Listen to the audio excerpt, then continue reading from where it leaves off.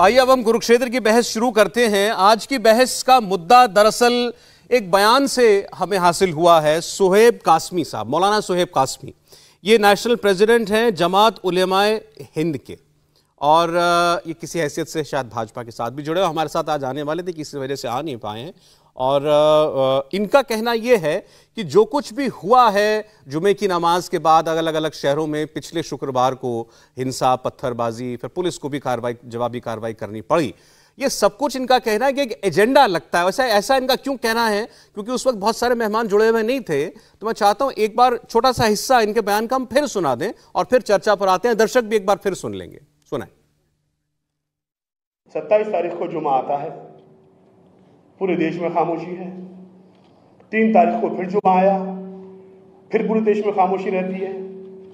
मगर अचानक 15 दिन के बाद 10 जून को पूरे देश में एक ही अंदाज के पोस्टर, एक ही अंदाज के पंफलेट, एक ही अंदाज की लीड और एक ही अंदाज का धरना प्रदर्शन, उग्र प्रदर्शन शुरू हो गया।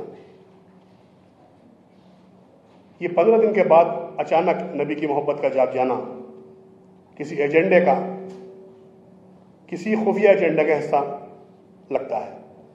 मदनी जैसे लोग जो कह रहे थे कि हिंदुओं से देश छोड़ के चले जाओ, मदनी जैसे लोग जो घड़ियाली आंसू बहा रहे थे, ओवैसी जैसे लोग जो सर पे सफेद कपड़ा बांध के घूम रहे थे, वो कानपुर के इमाम जो कह रहे थे कफन बांध के हम निकलेंगे और कफन बांध के हम जो है देश की ईंट से ईंट बजा देंगे, हम गर्दनें काट देंगे और रसूल के गुस्ताखी एक ही सजा, सर तन से जुदा, वो सारे के सारे गायब हो गए। और 20-20 साल के बच्चों को सड़कों पर छोड़ दिया इन्होंने, सरकार से लड़ने के लिए, पुलिस से लड़ने के लिए और सिस्टम से लड़ने के लिए। इनकी बात आपने सुनी। ये सुहेब कासमी, नेशनल प्रेसिडेंट जमात उलेमाए हिंद, इनका दावा या इनका शक जो है वो आपने सुन लिया। बाकी मेहमानों का परिचय मैं आपसे करा दूं। फिरोज बख्त अहमद साहब हमारे साथ जुड़ रहे हैं, एजुकेशनिस्ट हैं, स्कॉलर हैं। सर स्वागत है आपका स्टूडियो में। हमारे साथ हाफिज गुलाम सरवर साहब जुड़ रहे हैं, इस्लामिक स्कॉलर। हाफिज साहब आपका स्वागत है। बिलाल खान साहब जी जुड़ रहे हैं, एडवोकेट हैं हमारे साथ। बिलाल जी आपका स्वागत है। हमारे साथ जुड़ रही हैं फरहा फैज जी, राष्ट्रीय मुस्लिम महिला संघ के अध्यक्ष हैं। फरहा जी आपका बहुत स्वागत है इंडिया टीवी पर। और साथ साथ हमारे साथ सैयद हसनुल हक साहब, वो भी जुड़ रहे हैं। आपका भी हसनुल हक साहब इंडिया टीवी पर स्वागत है। मैं फिरोज साहब पहले आपकी प्रतिक्रिया चाहूंगा। जो कुछ अभी आपने सुहेब कासमी को कहते हुए सुना, दर्शकों के लिए कॉन्टेक्स्ट रखते हुए, जिस बयान को लेकर के सारा हंगामा है और नारेबाजी है और जाने क्या क्या कहा जा रहा है सड़कों पर, वो 25 तारीख का बयान है।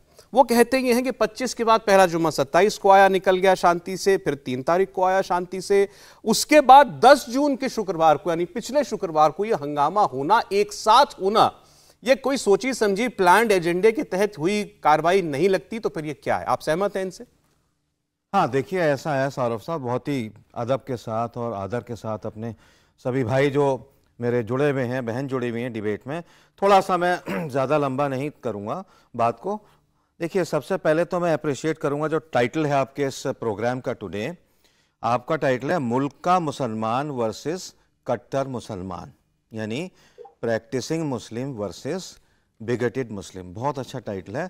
और जो बातें इन्होंने कही मौलाना सुहेब साहब ने, he was bang on target, बिल्कुल सही कही। देखिए इसमें मैं ख़ुद को भी शामिल कर रहा हूँ।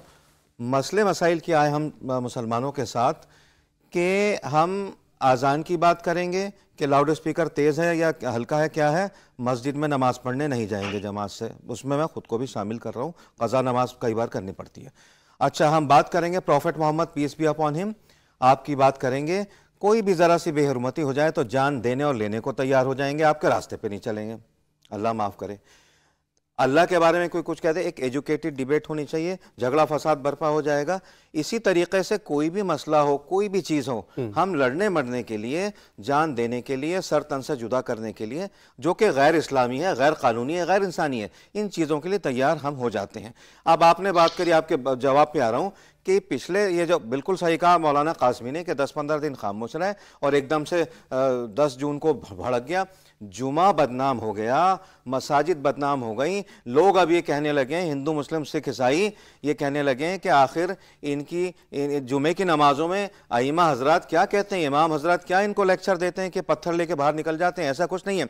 फिर मैं कहूँगा, आपके प्रोग्राम में उस दिन मैंने मीनाक्षी जी के प्रोग्राम में बताया था कि 1 मिनट बस बात पूरी हो जाए, आप कुछ कहने वाले हैं कि मसाजिद में बस यही कहा जाता है कि ए खुदा हमारा मुल्क तरक्की करे, आगे बढ़े, विश्व गुरु बने, अमन के साथ हिंदू मुस्लिम सिख ईसाई यहाँ रहें। लेकिन ये जो लोग हैं, अतिवादी लोग हैं, जैसे आपने जावेद पम का एग्जाम्पल है, और भी हैं, कोई दानिश हैं, कुरैशी हैं, जो भी हैं, ये लोग अतिवादी लोग समाज के अंदर ये मुसलमानों को, और इसके साथ ये जो नाम इन्होंने ऐड किए थे कासमी साहब ने, चाहे वो ओवैसी बिरादरान हो, चाहे वो मदनी साहब हों, चाहे वो तौकीर रजा साहब हों, ये लोग भड़का देते हैं। बिल्कुल सही कहा गया, खुद तो गोलियां खाते नहीं है, नौजवानों को आगे कर देते हैं, वो पैलेट गन्स या गोलियां खा के जाने जाती हैं। ये एक पहलू है इस डिबेट का कि ये जो बड़े बड़े लोग जो हैं सो कॉल्ड, ये जो बयानबाजियां करते हैं, जिनके बयान सोशल मीडिया पर गोलियां खाओ जाके, इस्लाम से मोहब्बत है, ये नबी से मोहब्बत है, इनके कहने पर वो लड़के बच्चे आगे होकर के पत्थर फेंकते हैं और उनके फिर वो पुलिस की जो है फिर वो